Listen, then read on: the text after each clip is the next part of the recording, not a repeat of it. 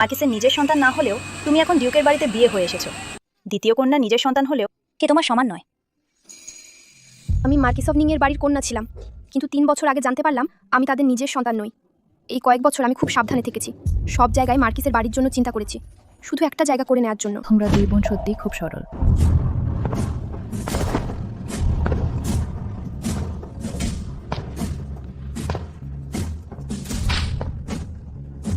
তুমিও বিয়ের পোশাক পরেছো কেন? কারণ আজ আমার আর ছোট ডিউকের বিয়ের দিন। তোমার নয়। তুমি বিয়ে বদলাতে চাও, ডিউকের বাড়ি রাজি হবে কিনা দেখা যাক। দিদি, তুমি এখনো জানো না আমি ডিউকের সন্তান সম্ভবা। বাবা মা তোমাকে এরকম করতে দেবেন না। এটা আমার বাবা মা, তোমার নয়।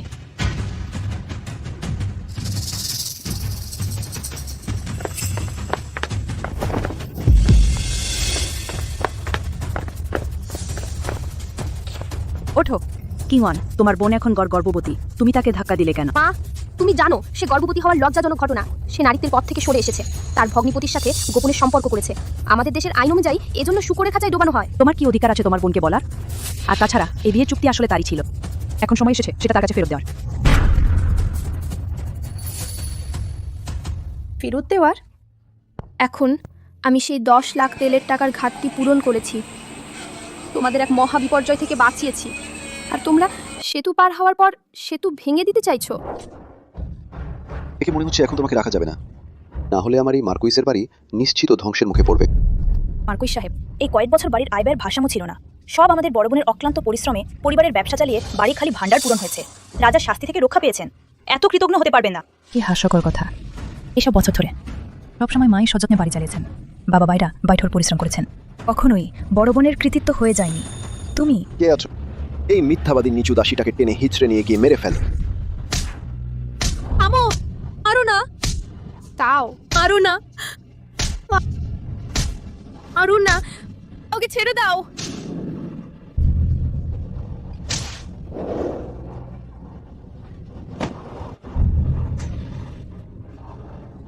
কি দাঁড়িয়ে আছো? কর। জিয়াও, তাও আমি তোমাকে বিপদে ফেলেছি। আমার এত বড় আশা করা উচিত হয়নি। আমি ভেবেছিলাম সব জায়গায় ছাড় দিয়ে কঠোর চেষ্টা করে বাড়ির জন্য উপকারী মেয়ে হয়ে এই পরিবারে থাকতে পারবো। যদি সময় ফিরে যেতে পারতো আমি কখনোই এত বোকা হতাম না।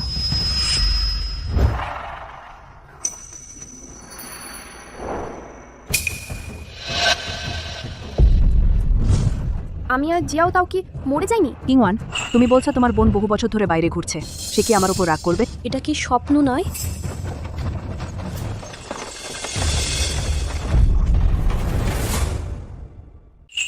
আমি পুনর্জন্ম নিয়েছি, নিংকিংলেতে পুনর্জন্ম নিয়েছি। মার্কিসভনিংয়ের বাড়িতে ফিরে আসা দিন। ভাগ্য ভালো, ভগবান দয়া করেছেন, আমাকে আবার নতুন করে শুরু করার সুযোগ দিয়েছেন। এই মার্কিসের বাড়িটা কত বড়, কত জাকজমক। আমার ভালো দিন অবশেষে আসতে চলেছে। আমার মেয়ে, এত বছর তুমি কষ্ট পেয়েছো। মা, এটা কি? কিছু না।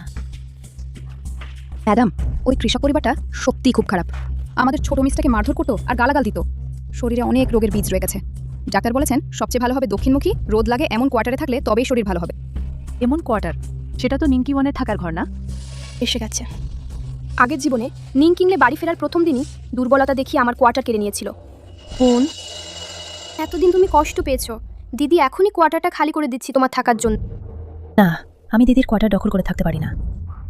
বোকা মেয়ে, সেই বছর যদি ওই দুষ্ট দাসী তোমাকে বদলে না দিত তাহলে এখন এই কোয়ার্টারটা তোমারই হতো। হ্যাঁ বোন, আমি এত বছর অন্যায়ভাবে তোমার জায়গা দখল করে রেখেছি, এতটাই লজ্জিত যে মুখ দেখাতে পারছি না। এখন জিনিসটা তার আসল মালিকের কাছে ফিরে যাচ্ছে। তুমি যদি আর আপত্তি করো তাহলে আমার আর এই মার্কিসের বাড়িতে থাকার মুখ থাকবে না।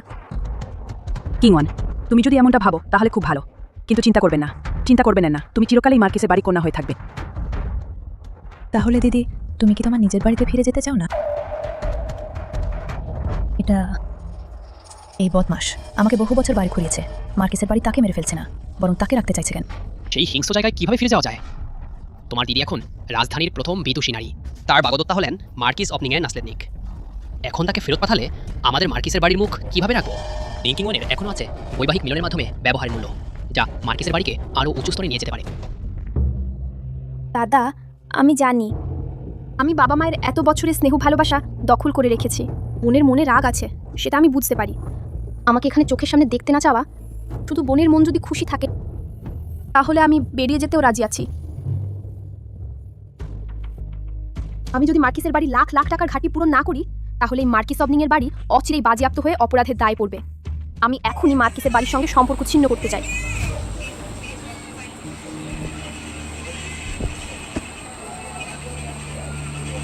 মেয়ে কৃতজ্ঞ। বহু বছর মার্কেস সেটের লালন পালনের জন্য এখন বিদায় নিচ্ছি। দয়া করে মা, আপনার নিজের যত্ন নিন। শুনি নাকি মার্কেসের সবনিং সবসময় খুব দয়ালু ছিলেন? কিভাবে একটি অনাথ মেয়েকেও সহ্য করতে পারলেন না? শুনেছি সেই বছর মার্কেসেটের ধাইমা বাচ্চা বদল করেছিল হয়তো। এই মার্কেসেস অব নিংই চাকরদের প্রতি নিষ্ঠুর আচরণের কারণে এমন হয়েছে। সেই বছর আসলেই মার্কিসেস অব নিং খরচ বাঁচানোর জন্য ধাই মায়ের মাসিক বেতন কেটে নিয়েছিলেন। তার ফলে ধাই মায়ের ছেলে চিকিৎসা করানোর টাকা না পেয়ে মারা যায়। তখন ধাই মা ক্ষোভে ভরে বাচ্চা বদল করেছিল। আপু, আমার গাড়িতে করে একটু পরে ফিরে যাও। তুমি চুপ করো। কিংওয়ান, যদিও তুমি আমার নিজের করেছি, তুমি ফোনশিন করো। তুমি চিরকাল এই মার্কেসেটের বড় মেয়ে থাকবে। সবাই, সেই বছর মার্কেসেটের দুষ্ট চাকর বাইরের একটি মেয়েকে আমার বোনের সাথে বদল করেছিল। কিন্তু শিশু নির্দোষ। আমাদের মার্কেসেট এমন নির্মম পরিবার নয়, তাই কিংওয়ান চিরকাল আমাদের মার্কেসেটের বড় মেয়েই থাকবে। হ্যাঁ, সে যা বলেছে তা ঠিক। ম্যাডাম, সময় বেশি নেই, শীঘ্রই দ্বিতীয় কন্যা সন্তানকে বাড়ি নিয়ে যান। আমি মার্কেসেটের আসল কন্যা সন্তান। দেখা যাক, আমি অবশ্যই তোমাকে বের করে দেব। যেহেতু এখনই যাওয়া যাচ্ছে না, তাহলে খেলা যাক। মিস, তুমি এত শান্ত কিভাবে? সে ফিরেই তোমার উঠান দখল করে নিল হয়তো। ভবিষ্যতে তোমার সব কিছুই কেড়ে নেবে। এটা তো মার্কেসেটেরই, দিতে চাইলে নিয়ে যাক। কিন্তু মার্কেসের তো খোলস মাত্র এত টাকার ঘাটতি। আপনি যদি মার্কেসেটের ব্যবসা কষ্ট করে চালাতে না, তাহলে মার্কেসেট অনেক আগেই ভেঙে পড়তো। তারা যা খায়, পরে, ব্যবহার করে, সবই আপনি উপার্জন করেছেন। হ্যাঁ, আগের জীবনে আমি মার্কেসেটের মর্যাদা বজায় রাখতে প্রাণপণে টাকা উপার্জন করেছি। কিন্তু শেষ পর্যন্ত মার্কেসেটের লাখ লাখ টাকার ঘাটতি পূরণ করার পর আমাকে এক ধাক্কায় সরিয়ে দেওয়া হলো। আমি দেখতে চাই এই জীবনে আমাকে ছাড়া লাখ লাখ টাকার ঘাটতি পূরণ করতে মার্কেসেট কিভাবে এই বিপদ কাটিয়ে উঠবে। সবাই ছেড়ে দাও। ট্যাংফেই গার্ডেনের সবকিছু মার্কেসেটের কন্যা সন্তানেরই। এই গহনাগুলোও অন্তর্ভুক্ত। কেউ কেউ বহু বছর ধরে অন্যায়ভাবে অন্যের জায়গা দখল করে আছে। একজন নকল কন্যা সন্তান এই গহনা নেওয়ার লজ্জাও পায় না। এই গহনা ছাড়াও আর আবার বাগদানো, সেটাও আমার হওয়া উচিত। বুদ্ধি কাটাও তুমি। তাড়াতাড়ি মার্কুইসের প্রাসাদ থেকে বেরিয়ে যাও। যেখানে থাকার কথা সেখানে ফিরে যাও। জিয়াও তাও। মার্কুইসের প্রাসাদের নিয়ম অনুযায়ী চাকর যদি কর্তার সাথে দুর্ব্যবহার করে, তাহলে তার কি শাস্তি হবে? চাকর যদি বেশি কথা বলে, তাহলে তাকে 20টা চড় মারতে হবে। তাহলে আরও তাকে ধরে রাখ। তোমার সাহস! আমি কিন্তু... তোমরা থামো। আমি মার্কুইসের প্রাসাদের কন্যা। সে তো সাথে একজন রক্তের সম্পর্কহীন নোংরা মেয়ে। তোমরা আমার কথা শুনতে সাহস করছো না?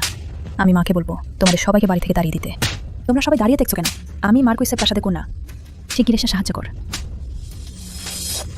থামো থামো, তোমরা মারামারি করো না। আমি চলে যাচ্ছি, হবে তো? আপা, আমি তোমার কাছে ভিক্ষা চাইছি, তুমি আমাদের ছেড়ে দাও। থামো। দ্বিতীয় কন্যাকে মারা সাহস করেছ। জীবনে ক্লান্ত হয়ে পড়েছ। ম্যাডাম, দ্বিতীয় কন্যার ভাগ্য খুব খারাপ। ছোটবেলা থেকেই তাকে মার্কুইসের প্রাসাদের কন্যার পরিচয় থেকে সরিয়ে দেওয়া হয়েছে। সে অনেক কষ্ট পেয়েছে। এখন অনেক কষ্টে তাকে ফিরিয়ে আনা হয়েছে। কিন্তু বড় কন্যা তাকে অপমান করছে। ওঠো। মা, আমি কখনো আপার সাথে কোনো কিছুর জন্য প্রতিযোগিতা করতে চাইনি। শুধু আশা করি বাবা মায়ের কাছে থেকে তাদের সেবা করতে পারবো। কিন্তু আমি ভাবিনি আপা আমাকে এতটা সহ্য করতে পারবে না। ভালো মেয়ে, তুমি নিশ্চিন্ত থাকো। আমি থাকতে কেউ তোমাকে অপমান করতে পারবে না। ম্যাডাম, ব্যাপারটা মোটেও সেরকম নয়। দ্বিতীয় কন্যা তিনি... চুপ কর।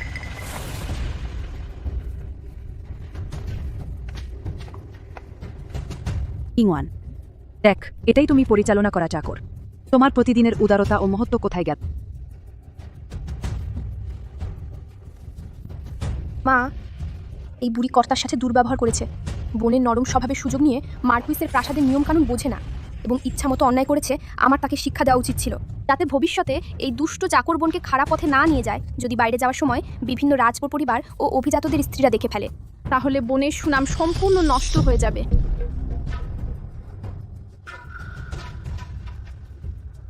এমনটা হয়েছিল। কিমন, তুমি খুব ভালো করেছ। কে আছো? এই দুষ্টু চাকরকে বাড়ি থেকে বের করে দাও। অপেক্ষা করো। মা, ছোটবেলায় মাছাং আমার অনেক যত্ন নিয়েছেন, আমার অনেক দেখাশোনা করেছেন। মাছাং না থাকলে আমি অনেক আগেই মারা যেতাম। তাহলে কোনোভাবেই বেঁচে থেকে মায়ের সাথে দেখা করতে পারতাম না। আমি তাকে কিছু রূপা দিতে বার জন্য দুজন বিশ্বস্ত দায়